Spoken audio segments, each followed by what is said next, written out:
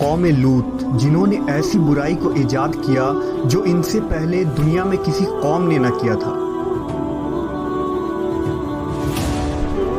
ایسی بدکاری جس کی مثال تاریخ میں کہیں نہیں ملتی۔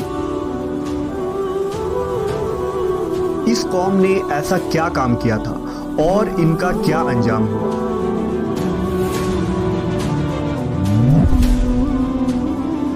حضرت لوط علیہ السلام اللہ کے ایک برگزیدہ نبی تھے۔ آپ کے والد کا نام ہاران تھا جو تاریخ کے بیٹے تھے۔ آپ کی پیدائش عراق کے قدیم شہر ار میں ہوئی تھی۔ اس شہر میں ابراہیم علیہ السلام کا مسکن تھا۔ دراصل لوط علیہ السلام کے والد ہاران حضرت ابراہیم کے سگے بھائی تھے، یعنی حضرت لوط علیہ السلام حضرت ابراہیم کے بھتیجے تھے۔ چونکہ حضرت لوط علیہ السلام کے والد ان کے بچپن میں ہی انتقال کر چکے تھے، لہذا حضرت لوط کو حضرت ابراہیم نے بیٹا بنا کر پالا تھا۔ آپ حضرت ابراہیم پر سب سے پہلے ایمان لانے والوں میں شامل ہیں۔ آپ حضرت ابراہیم کے زمانے میں اہل سدوم کی رہنمائی کے لیے نبوت کے منصب پر فائز ہوئے۔ حضرت لوط کے بہت سارے معجزات ہیں۔ آپ جس وقت بارش کے لیے دعا کرتے تھے تو آسمان بادلوں سے بھر جاتا اور خوب بارش ہوتی تھی۔ حضرت لوط جس پتھر پر سر رکھ کر سوتے، اس پتھر پر آپ کے سر مبارک کا نشان بن جاتا تھا۔ سدوم وہ علاقہ تھا جہاں لوط علیہ السلام مبعوث فرمائے گئے۔ سدوم کے آس پاس 5 نہایت ہی خوبصورت شہر آباد تھے، جن میں سے ہر ایک کی آبادی 1,00,000 نفوس سے زیادہ ہی تھی۔ یہ علاقے نہایت ہی سرسبز و شاداب اور قدرت کی فیاضی کا حسین شاہکار تھا۔ یہاں باغات کی کثرت تھی، لہلہاتی کھیتیاں یہاں کی ضروریات سے کہیں زیادہ تھیں۔ اردن، شام اور اسرائیل کے درمیان بسا ہوا یہ علاقہ نہایت ہی زرخیز تھا۔ وہاں طرح طرح کے اناج، پھل، میوے بکثرت پیدا ہوتے تھے، اور یہی وجہ تھی کہ آس پاس کے بستیوں کے لوگ بھی اپنی معاشی اور غذائی ضرورت کے لیے ان بستیوں کی طرف آتے تھے۔ مگر یہ بات اہل سدوم کے لوگوں کو بالکل بھی پسند نہ تھی۔ ان کے خیال میں ان کی بستیوں میں پیدا ہونے والے پھلوں، اناجوں اور سبزیوں پر صرف ان کا ہی حق تھا۔ وہ نہیں چاہتے تھے کہ دوسری بستیوں کے لوگ ان کے علاقے میں آئیں۔ ایک دن سدوم کے لوگ اس بات پر غور و فکر کر رہے تھے کہ باہر سے آنے والے لوگوں کو یہاں آنے سے آخر کیسے روکا جائے، کہ ابلیس ایک بزرگ کی شکل میں ان کے محفل میں آیا اور کہا، اگر تم ان سے پیچھا چھڑانا چاہتے ہو تو میرے کہنے پر عمل کرو۔ اس اجنبی بزرگ کی بات لوگوں نے بہت توجہ سے سنی۔ ابلیس نے کہا، میں کل بتاؤں گا۔ دوسرے دن ابلیس ایک خوبصورت جوان لڑکے کی بھیس میں آیا اور انہیں اپنی عورتوں کے بجائے مردوں کے ساتھ فعل بد کرنا سکھایا۔ ابلیس نے کہا کہ اگر تم ان بستیوں کے لوگوں سے نجات چاہتے ہو جو تمہاری بستی میں آ جاتے ہیں تو ایسا کرو کہ جب بھی کوئی شخص تمہارے علاقے میں آئے تو تم لوگ زبردستی اس کے ساتھ اپنی خواہش پوری کرو۔ اس طرح یہ لوگ اس بستی میں آنا چھوڑ دیں گے۔ اپنی نفسانی خواہشات کے لیے مردوں سے بدفعلی اس قوم کا دستور بن گیا تھا۔ یہاں بے حیائی عام ہو گئی تھی۔ حکمراں، سردار، رؤسا، ہر طبقے میں گھر گھر یہ عمل پھیل گئی تھی۔ بھری محفل میں یہ لوگ اس فحاشی کے کام کو کر کے خوش ہوتے تھے۔ کوئی بھی محفل اس کام کے بغیر ادھوری سمجھی جاتی تھی۔ خاص کر مسافروں میں سے کوئی خوبصورت لڑکا ہوتا تو یہ لوگ اسے اپنا شکار بنا لیتے۔ تلمود میں لکھا ہے کہ اہل سدوم اپنی روزمرہ کی زندگی میں سخت ظالم، دھوکے باز اور بد معاملہ تھے۔ کوئی مسافر ان کے علاقے سے بخیریت نہ گزر سکتا تھا۔ کوئی غریب ان کی بستیوں سے روٹی کا ایک ٹکڑا نہ پا سکتا تھا۔ بارہا ایسا ہوتا تھا کہ باہر کا آدمی ان کے علاقے میں پہنچ کر فاقوں سے مر جاتا اور یہ اس کے کپڑے اتار کر اس کی لاش کو برہنہ دفن کر دیتے۔ اپنی وادی کو انہوں نے ایک باغ بنا رکھا تھا جس کا سلسلہ میلوں تک پھیلا ہوا تھا۔ اس باغ میں وہ انتہائی بے حیائی کے ساتھ اعلانیہ بدکاریاں کرتے تھے۔ حضرت لوط علیہ السلام نے انہیں توحید کی دعوت دی اور بدکاری کے اس گھنونے عمل سے توبہ کرنے کا حکم دیا۔ حضرت لوط نے کہا، تم بے حیائی کیوں کرتے ہو؟ کیا تم عورتوں کو چھوڑ کر لذت حاصل کرنے کے لیے مرد کی طرف مائل ہوتے ہو؟ حقیقت یہ ہے کہ تم احمق لوگ ہو۔ حضرت لوط اہل سدوم کو دن رات واعظ و نصیحت کیا کرتے، لیکن قوم پر اس کا کوئی اثر نہ ہوا، بلکہ وہ بہت فخریہ انداز میں یہ کام کرتے تھے۔ انہیں حضرت لوط کا سمجھانا بھی برا لگتا تھا، لہٰذا انہوں نے صاف صاف کہہ دیا کہ اگر تم ہمیں اسی طرح برا کہتے رہے اور ہمارے کاموں میں مداخلت کرتے رہے تو ہم تمہیں اپنے شہر سے نکال دیں گے۔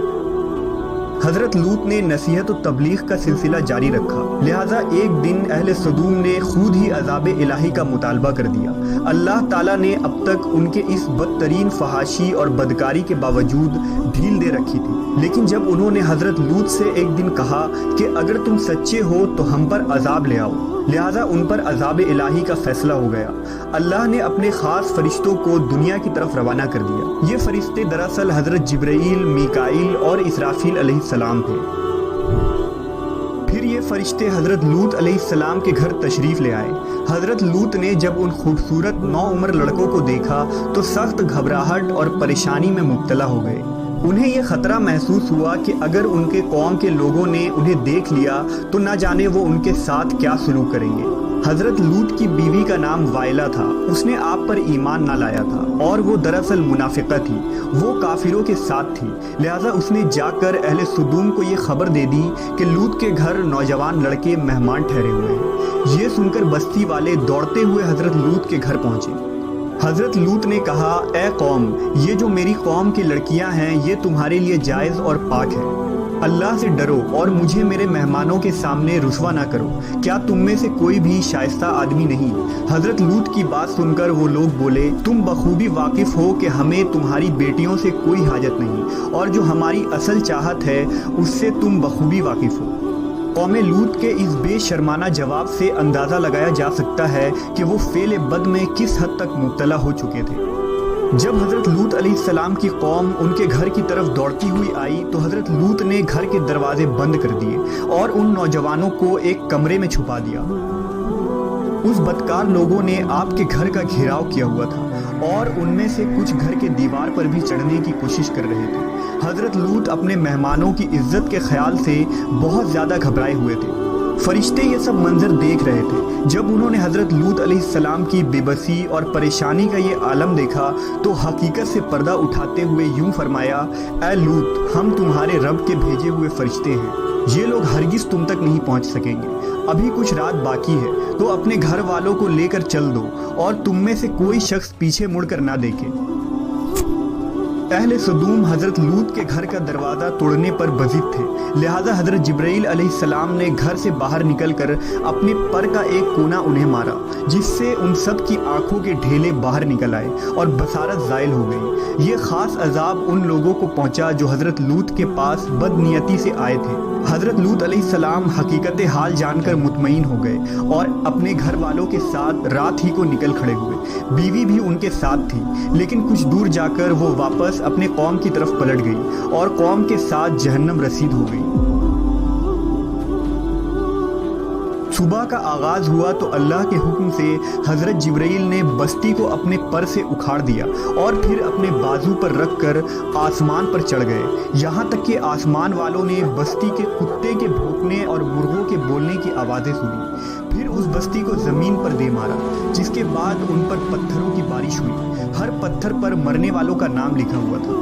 جب یہ پتھر ان کو لگتے تو سر پاش پاش ہو جاتے۔ صبح سویرے شروع ہونے والا یہ عذاب اشراق تک پوری بستی کو نیست و نابود کر چکا تھا۔ قوم لوط کی ان خوبصورت بستیوں کو اللہ نے ایک انتہائی بدبودار اور سیاہ جھیل میں تبدیل کر دیا، جس کے پانی سے رہتی دنیا تک کوئی فائدہ نہیں اٹھایا جا سکتا۔ سمندر کے اس خاص حصے میں کوئی جاندار، مچھلی، میڈک وغیرہ زندہ نہیں رہ سکتے، اس لیے اسے ڈیڈ سی یعنی بحر مردار کہا جاتا ہے، جو اسرائیل اور اردن کے درمیان واقع ہے۔ ماہرین آثار نے 10 سالوں کی تحقیق و جستجو کے بعد اس تباہ شدہ شہر کو دریافت کیا تھا۔ تحقیقات سے پتہ چلا تھا کہ اس شہر میں زندگی بالکل ختم ہو چکی ہے۔ اس شہر کے راستے اور کھنڈرات کو دیکھ کر آرکیولوجسٹ نے یہ اندازہ لگایا کہ جب یہ شہر تباہ ہوا تو اس وقت لوگ روزمرہ کے معمولات کے کاموں میں مشغول تھے اور یہاں زندگی اچانک ختم ہو گئی تھی۔ اہل سدوم جنہیں پتھر بنا دیا گیا تھا، ان کے بت ابھی تک بحر مردار کے پاس موجود ہیں، جو تا قیامت لوگوں کے لیے ایک عبرت ہے۔ آج یورپی ممالک میں انسانی آزادی کے نام پر اس بدکاری کی اجازت دی جاتی ہے اور اس فحش عمل کو فخر سمجھا جاتا ہے، مگر حقیقت یہ ہے کہ ہم جنس پرستی بالکل فطرت کے خلاف ہے، جس سے انسانی معاشرہ تباہ و برباد ہو جاتا ہے۔ روایتوں کے مطابق ایک مرتبہ حضرت سلیمان علیہ السلام نے شیطان سے پوچھا کہ اللہ کے نزدیک سب سے بدترین عمل کیا ہے؟ ابلیس بولا، جب مرد مرد سے بدفعلی کرے اور عورت عورت سے خواہش پوری کرے۔ حضرت ابن عباس سے روایت ہے کہ رسول اللہ صلی اللہ علیہ وسلم نے فرمایا کہ اس شخص پر اللہ پاک کی لعنت ہو جو قوم لوط والا عمل کرے۔